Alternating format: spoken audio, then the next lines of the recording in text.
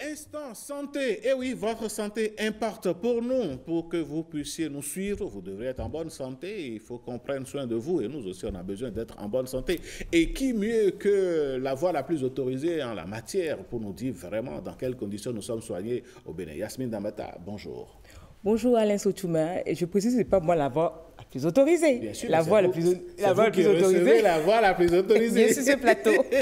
Bonjour fidèles téléspectateurs. Et le secteur et la sécurité des patients, et le respect de leurs droits aujourd'hui est au cœur des réformes de sécurité, de santé et au niveau, je m'embrouille là dans mes papiers. Un nouveau décret, oui, vient poser un cadre clair pour les établissements privés avec des exigences précises en matière de qualité et de sécurité de soins. Mais concrètement, que prévoit cette réglementation et comment les cliniques s'organisent-elles pour s'y conformer? Nous recevons pour en parler Monsieur Dossou Bouete, il est le président de l'autorité de régulation du secteur de la santé au Bénin. Bonjour Monsieur Dossou Bouete. Bonjour Yasmine Damata. Alors, avant de venir à vous, nous allons suivre ce reportage qui plante bien le décor. Sécurité des patients et respect de leurs droits, deux exigences désormais inscrites dans la réglementation sanitaire au Bénin. Un nouveau décret encadre la mise en place du dispositif de sécurité des patients dans les structures privées de santé. Un cadre qui pousse les cliniques à s'adapter. L'article 11 montre le caractère obligatoire de la mise en œuvre. Et s'il s'agit d'un caractère obligatoire, cela voudra dire que tous les centres, disons les établissements de santé qui se retrouvent sur le territoire béninois sont obligés de mettre en œuvre ce qui est consigné dans ce décret, qui permet désormais à chaque acteur du système de santé de savoir à quoi s'en tenir pour pouvoir améliorer la qualité des soins, améliorer la sécurité des patients et éviter tout ce qui est violation des droits humains, tant en milieu sanitaire qu'en milieu privé. Du côté des promoteurs de cliniques et d'établissements privés, la rencontre est l'occasion de mieux comprendre les exigences de la réglementation et d'échanger sur les défis à relever. Ça nous permet de mieux travailler, de mieux exprimer notre art. Nous faisons beaucoup de choses que nous pensions bonnes au départ, mais je pense que ce décret protège désormais les patients, mais protège également les professionnels de santé que nous sommes. Pour accompagner les établissements privés dans cette transition, l'Association des cliniques privées du Bénin, ACPB, joue un rôle moteur. À travers cet atelier, elle éclaire les promoteurs sur les points clés du décret numéro 225-481 et les incite à renforcer la qualité et la sécurité des soins. Les points clés que les promoteurs doivent comprendre, c'est déjà que nous avons un deadline. La CPB souhaite qu'au sein de ces cliniques-là, que nous nous mettons ensemble, qu'il y ait une mutualisation pour que toutes les cliniques membres de la CPB soient à jour en décembre pour répondre aux exigences que l'ARS nous demande. En conjuguant réglementation, engagement des acteurs privés et sensibilisation des patients, le Bénin franchit une étape importante vers un système de santé plus sûr et plus respectueux des droits de tous. Eh bien voilà, qui est bien clair et qui plante justement le décor. Mais moi, j'aimerais poser la toute première question, si vous le permettez, Yasmine, au docteur Lucien Dossou Bouete. Docteur Dossou Bouete, bonjour à nouveau. Nous sommes heureux de vous accueillir sur ce plateau. Quand on suit ce reportage, la première impression que l'on a, c'est comme si c'est rien que le secteur privé de la santé qui est concerné. Est-ce que c'est ce qu'on doit entendre ou bien c'est élargi au secteur public également? Alors, je vous remercie déjà d'avoir invité la voix de l'ARS pour communiquer avec les téléspectateurs, que je salue aussi. Vous avez bien raison. Au Bénin, il y a dans le secteur de la santé un secteur public et un secteur privé. Et les deux, ensemble, travaillent dans l'intérêt de la réalisation du plan national de développement sanitaire. Okay. Et ce dispositif pour la sécurité des patients n'est pas spécifique à l'un ou l'autre des deux secteurs. Il vise à faire en sorte qu'un patient, partout où il va chercher les services de santé, il rencontre des services de qualité et de sûrs. Donc ça touche aussi bien le secteur public que le secteur privé, que ce soit des établissements hospitaliers ou des établissements de santé de premier contact, comme un cabinet de soins infirmiers ou bien une maternité isolée, tout cela sont concernés au même titre parce qu'on veut d'abord sécuriser les soins donnés aux patients.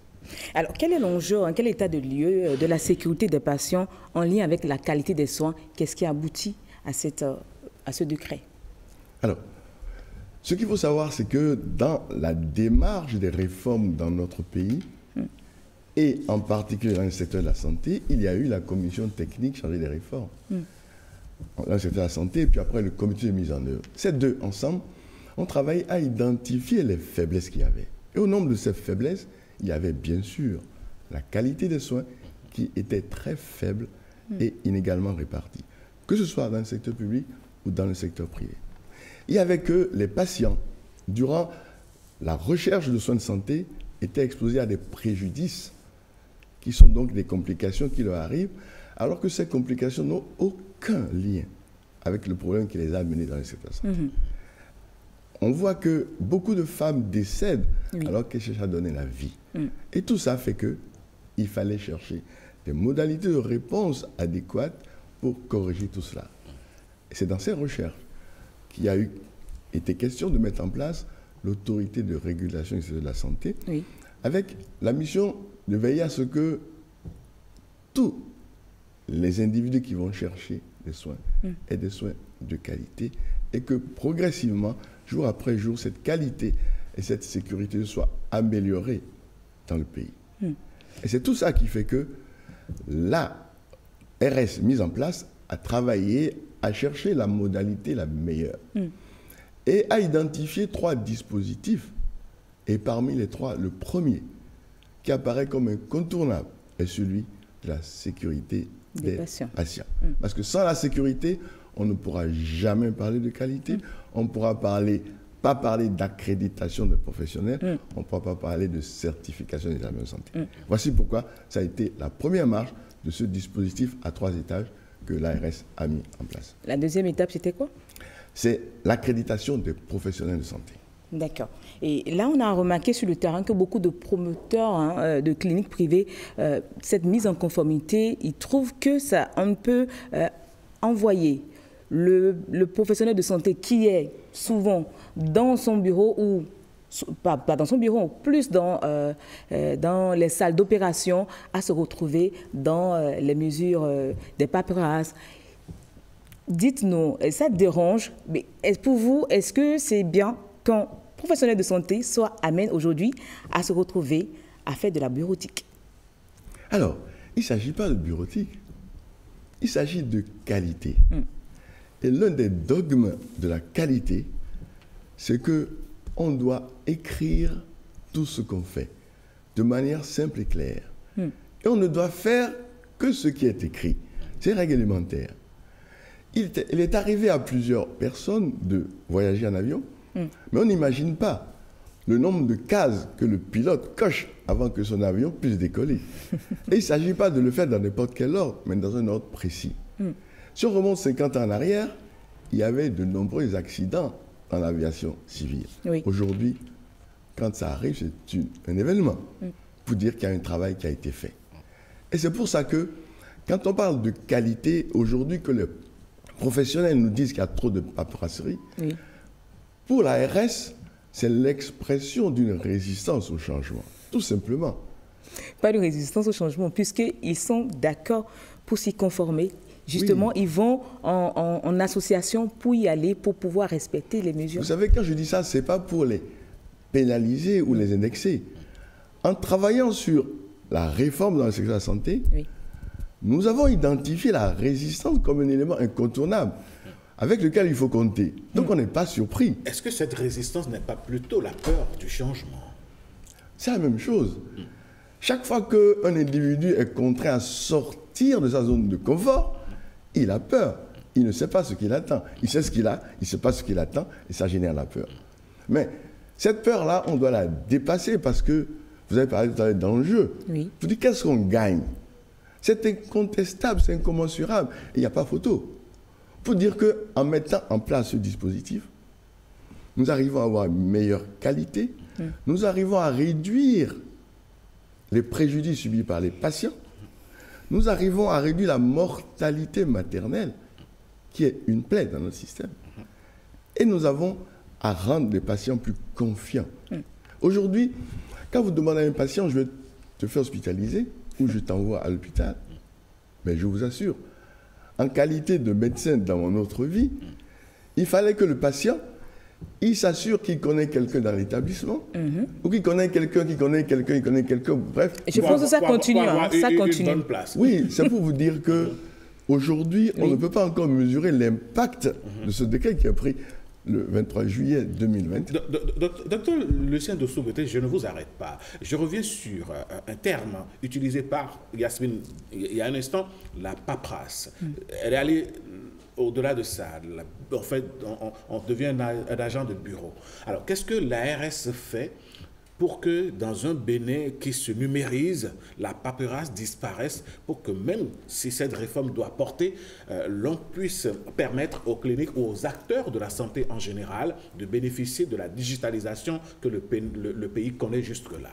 Alors, l'ARS fait beaucoup de choses. Elles ne sont pas encore toutes visibles. Mais il faut bien comprendre que ce que l'ARS demande de faire aujourd'hui, à travers le dispositif pour la sécurité des patients, est quelque chose qui aurait dû être fait depuis 25-30 ans. Donc nous sommes en train de faire du rattrapage.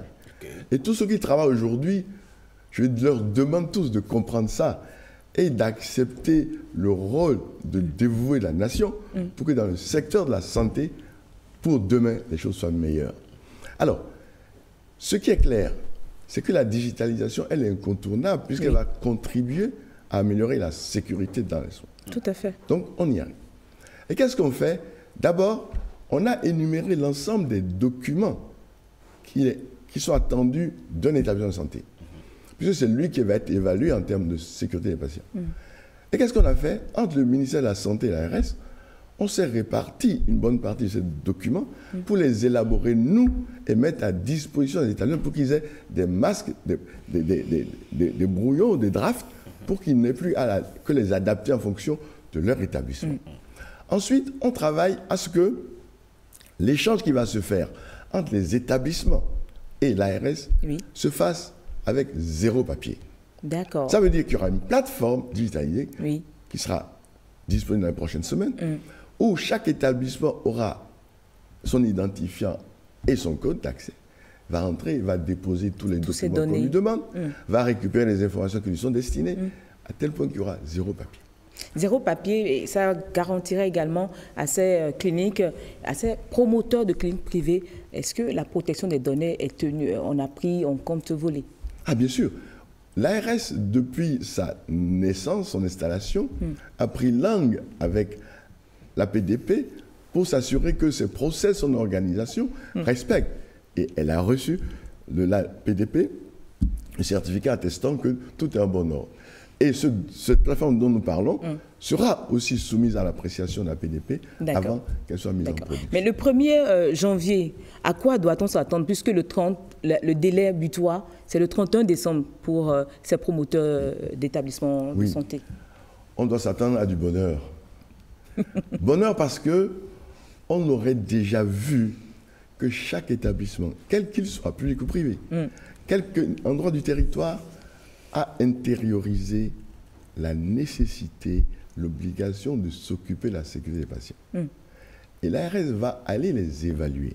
Mais avant d'aller les évaluer, il leur a demandé chacun, avec le même outil, regardez vous-même votre établissement, ce qu'on appelle l'auto-évaluation.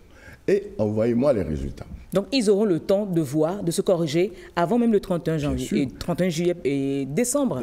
Oui. Je vous dis, depuis le 28 mars 2024, le déploiement est lancé. Et depuis avril 2025, on a reçu déjà près de 1900 auto-évaluations. Pour dire que l'exercice a commencé déjà. Donc, il n'y a pas de brutalité, il n'y a pas de brusquerie dans le processus.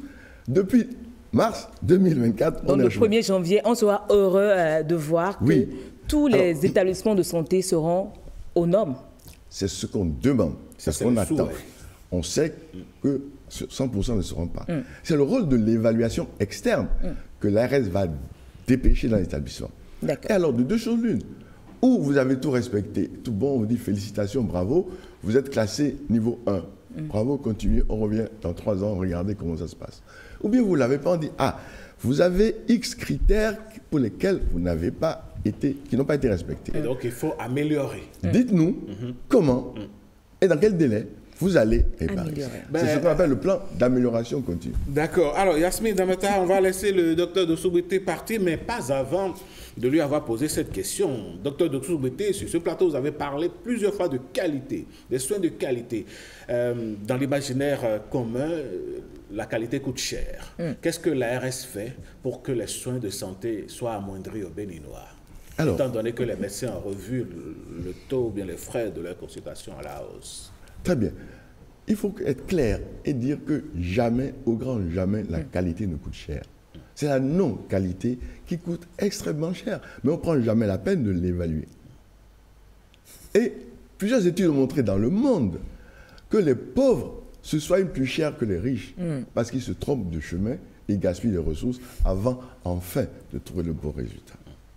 Alors, en matière d'accessibilité, il y a beaucoup de choses qui sont prévues aujourd'hui déjà par le gouvernement du président Talon, qui est l'assurance maladie obligatoire. L'ARCHE est déjà en place pour les privilégiés de la nation, mais pour le reste de la population, c'est l'assurance maladie obligatoire qui va être mise en route dans les prochaines semaines et qui va permettre à chacun de pouvoir aller se soigner sans dépenser beaucoup. Très vite, pour finir, un message à l'endroit de ces promoteurs de cliniques pour qu'ils soient au pas avant le 31 décembre. Je dirais qu'ils soient rassurés que le dispositif permet de structurer ce qu'ils font, de mieux l'organiser et de permettre de les accompagner dans le respect. Donc ce que je leur demande, c'est qu'à partir du manuel où ils ont tous les outils d'évaluation, qu'ils s'auto-évaluent et qu'ils corrigent les écarts qu'ils ont. Et c'est la seule manière pour eux d'être rassurés et de garantir à leurs patients des soins de qualité. Et aux patients, je dirais que dans le cas du dispositif, nous accordons du prix à leur implication, à ce qu'ils deviennent, non pas, qu'ils ne restent pas des passifs, mais qu'ils deviennent des acteurs de leur propre santé. Et ça, qu'ils ne se privent pas, qu'ils y aillent franchement. Et enfin, je dirais pour tout le monde que tout ce que nous refusons de faire aujourd'hui, ou tout ce que nous n'aurons pas fait aujourd'hui, demain, sera un fardeau. Et le fardeau que nous portons aujourd'hui, c'est ce qui n'a pas été fait hier. Il vaut mieux y aller. Tout à fait. Voilà. Merci beaucoup, docteur Lucien Dossou-Bété. Vous êtes le président de l'autorité de régulation du secteur de la santé au Bénin. Merci à vous d'avoir invité l'ARS et merci à vous, aux téléspectateurs. Très bientôt, on vous aura encore pour parler également de la charte des droits et devoirs du patient. Avec plaisir. Docteur Lucien Dossou-Bété, vous savez que ce plateau, c'est le vôtre, cette maison, c'est la vôtre. Revenez-nous quand vous voulez, surtout s'il s'agit d'informer le peuple béninois de tous les efforts que fournit l'autorité de régulation du secteur de la santé. On vous souhaite une bonne journée, docteur. Merci à vous aussi. Merci beaucoup.